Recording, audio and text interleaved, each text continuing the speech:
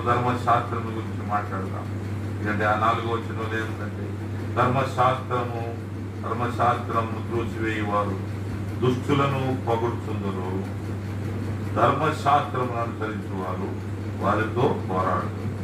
కనుక దీన్ని రేపు శనివారం రాత్రి మనం ధ్యానం చేద్దాం.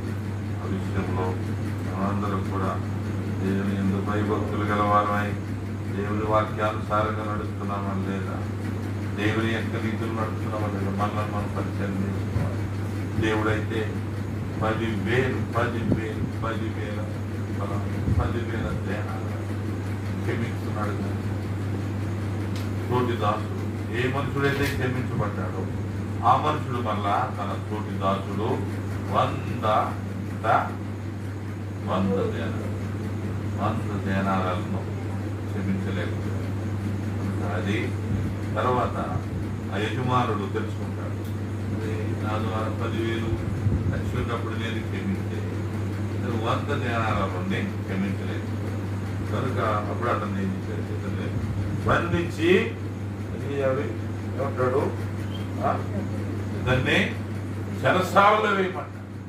కారణం ఏంటంటే దొరుకుంటున్నా పెద్ద తప్పులు దేవుడు నిన్ను క్షమిస్తే నీ ఎడలో ఒక మనిషి ఒక మాట అంటే క్షమించలేకపోతాడు, నీ ఎడలో ఒక వ్యక్తి ఒక మాట అంటే క్షమించలేకపోతాడు. కనుక అట్లాంటి వారుగా కాదు. కానీ మరి ఎట్లా ఉంటారంట, క్షమించుడి అప్పుడు మీరు ఉంటారు, క్షమించబడతారు.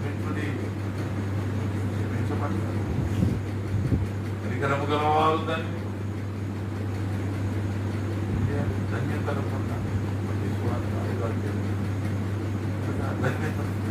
ధన్యత విషయం రేపు ధ్యానం చేస్తాం.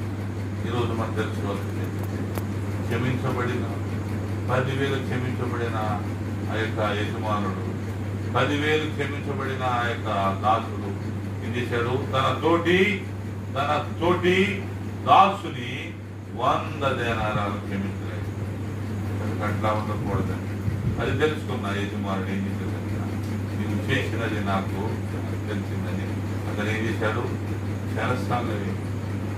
మనం అట్లా ఉండకూడదు. ఏం చేయాలి, దేవుడు ఎన్నో కనుక అదే నేను కూడా దేవుని కోసం ఎంత అయినా ఖర్చు పెట్టాలి. కొంతమంది దేవుని కోసం ఖర్చు పెట్టడానికి ఇష్టపడదు, దేవునికి ఇవ్వడానికి ఇష్టపడదు, దేవునికి పరిచయించాలి.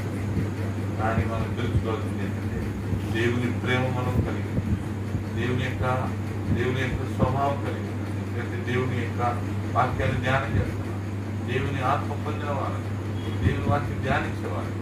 కనుక మనం క్షమించే వారు క్షమాపణ హృదయం